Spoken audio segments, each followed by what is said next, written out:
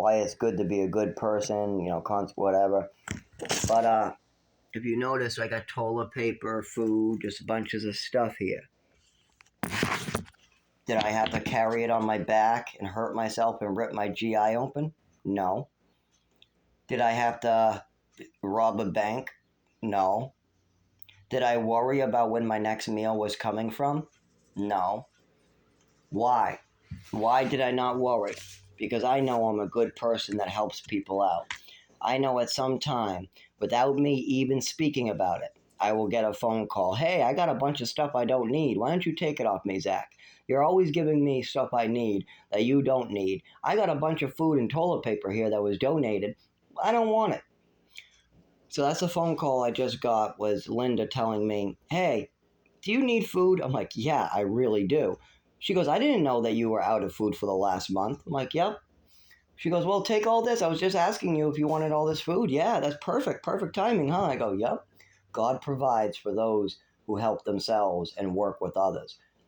And that's what I do. I do God's will. I help myself while helping others, and stuff falls out of the sky for me. It's amazing sometimes how it happens. If you're just a good person.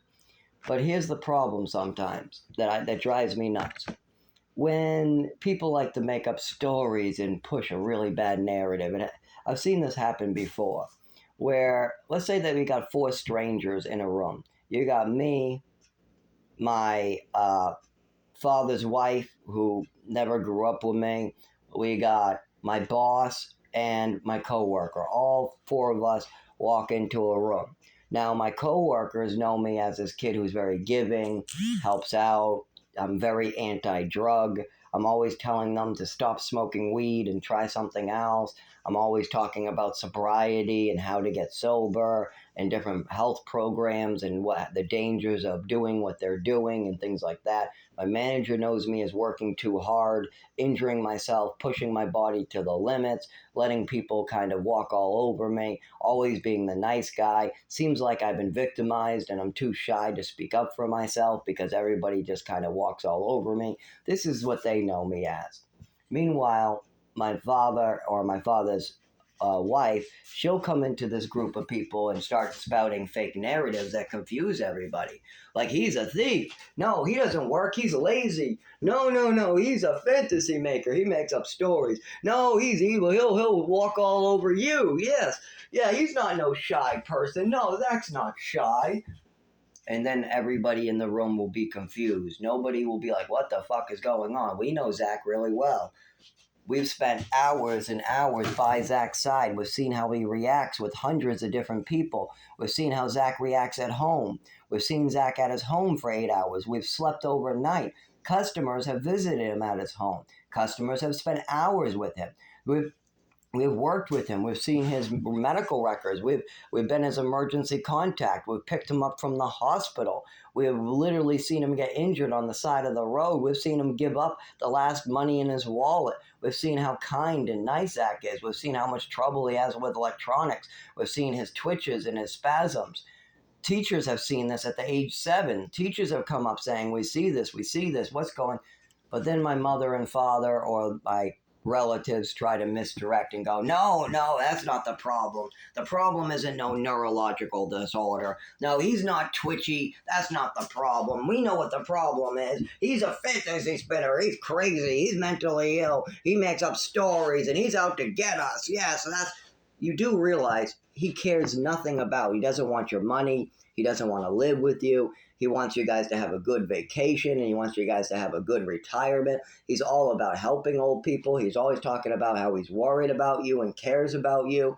He helps elderly people and disabled children. That's your son, Zach. What the hell are you talking about?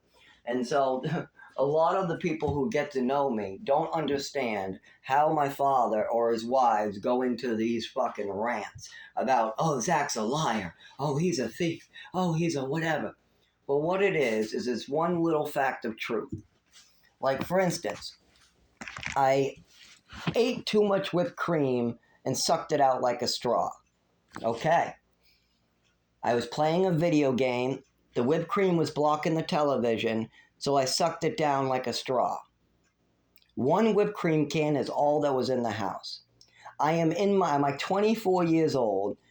And by the way, nitrous oxide can be bought and mailed to the house in Whip It cartridges, as well as it takes at least 5 whipped cream cans to really get a good buzz going. I know that from high school with all these other fucking morons in the program.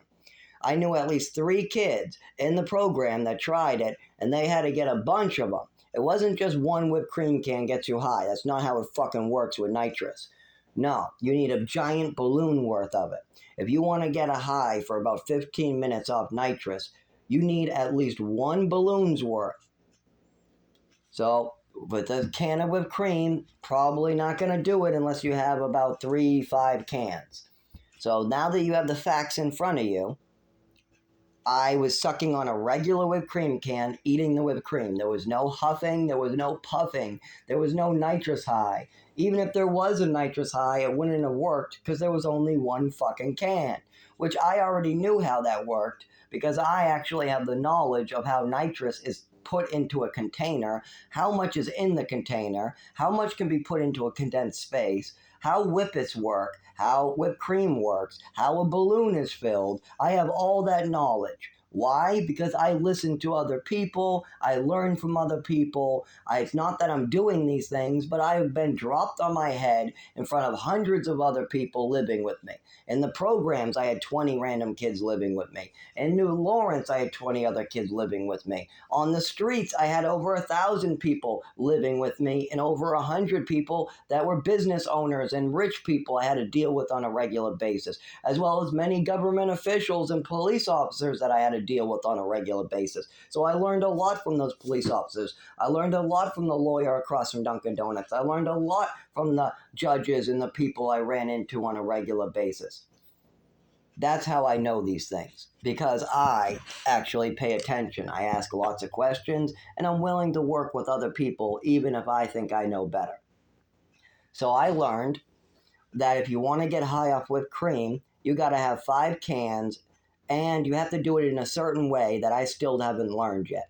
I still haven't learned how you make it so the whipped cream doesn't come out. I don't not quite sure how people do that part.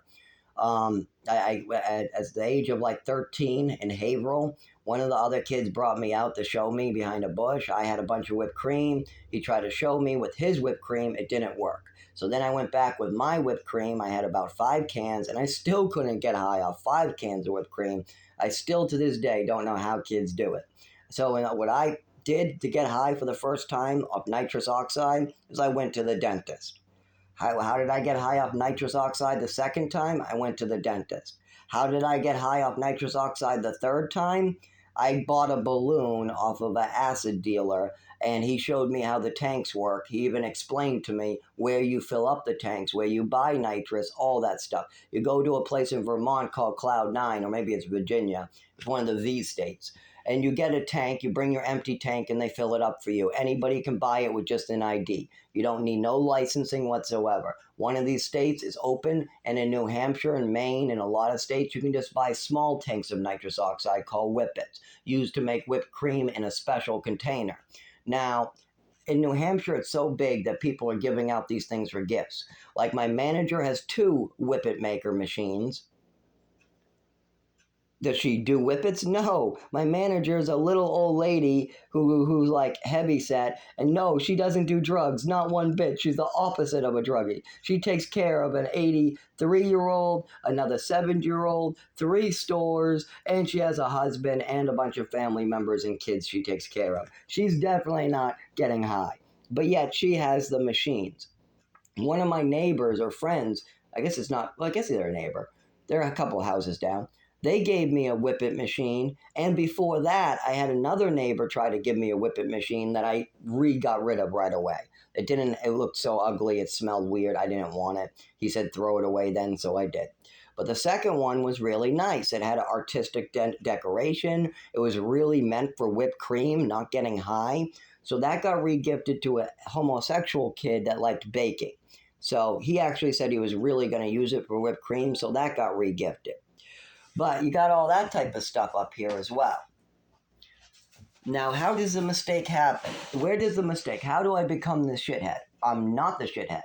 You know who the shithead is? My father and his wives for jumping and making assumptions. You know the old saying, you make out an ass out of you and me when you assume. Well, they keep on assuming and making an ass out of themselves. I'm not the shithead.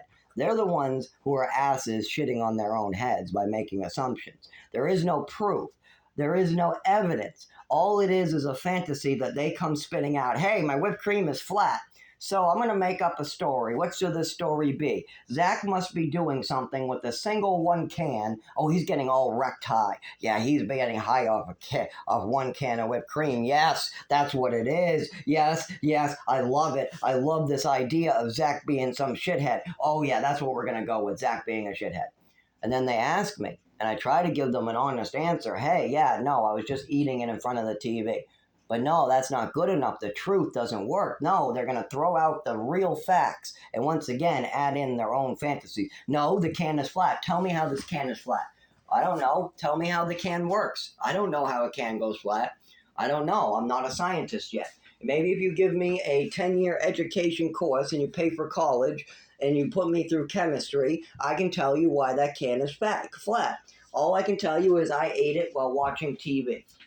But anyways, I get blamed for a can being flat. They think I tell them I'm not getting high off one fucking can. I just got done being a heroin addict. I'm an alcoholic out of anything. I love my booze. There's a whole cabinet of your guys filled with booze right over there. If I wanted to buzz, I got all the booze buzz I want right there. But yet, that's not the problem here. The problem here is they want to pick on me.